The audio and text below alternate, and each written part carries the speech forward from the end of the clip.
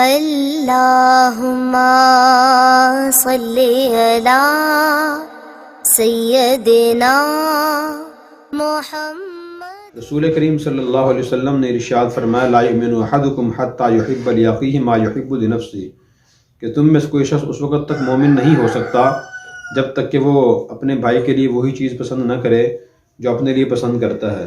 اس حدیث میں آپ نے ایک مسلمان کی لازمی چیزیں قرار دی ہے کہ اس کے لیے دوہرے پیمانے اس کے پاس نہ ہوں، ایک ہی پیمانہ ہو۔ جو چیز، جو بات، جو رویہ، جو طرز عمل، جو سلوک اپنے لیے پسند کرتا ہے وہی تمام مسلمانوں کے لیے پسند کرے، اور لوگوں کے سامنے وہی چیز پیش کر جو اپنے لیے پسند کرتا ہے۔ اب ہم میں سے ہر آدمی اپنے لیے کیا پسند کرتا ہے؟ یہ پسند کرتا ہے کہ لوگ میری عزت کریں، بے عزتی نہ کریں۔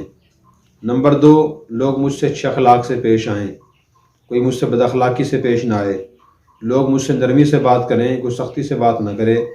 نمبر 4، لوگ میری اچھائیاں تلاش کریں، انہیں دیکھیں اور انہیں پھیلانے کی کوشش کریں، برائیاں تلاش نہ کریں، اور برائیاں کو نظر سامنے آ بھی جائیں، کوئی برائی عیب نظر آ جائے تو لوگ اسے چھپا لیں، اسے ظاہر نہ کریں۔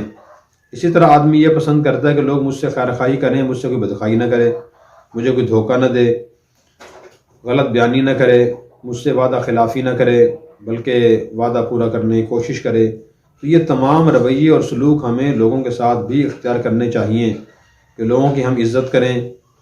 اور نمبر 2، اچھے اخلاق سے پیش آئیں، خیر خواہی کریں، بدخواہی نہ کریں۔ اسی طرح لوگوں سے سچائی کا معاملہ کریں، دیانتداری کا معاملہ کریں، ہمدردی کا معاملہ کریں، رحم دلی اور نرمی کا معاملہ کریں، سختی اور بدخواہی کا معاملہ نہ کریں۔ اور جب انسان یہ عمل خود کرنا شروع کر دیتا ہے تو ایک فائدہ تو اس سے یہ ہوتا ہے کہ اللہ اس سے خوش ہوتے ہیں، اور ساری کائنات اللہ قبضہ قدرت میں ہے، اللہ تعالیٰ اسے کام بنانا شروع کر دیتے ہیں۔ دوسرا فائدہ یہ ہوتا ہے کہ انسان کے جو قریب کے لوگ ہیں وہ بھی ان اچھی عادات سے متاثر ہوتے ہیں۔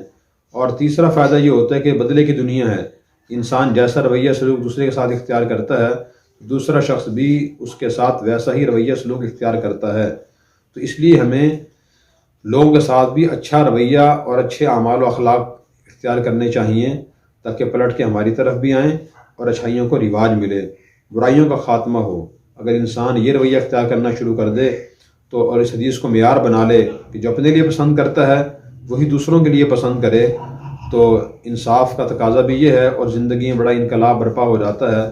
آج بہت سے گھروں میں لڑائیاں جھگڑے اسی وجہ سے ہیں کہ آدمی نے دوہرے پیمانے مقرر کیے ہوتے ہیں۔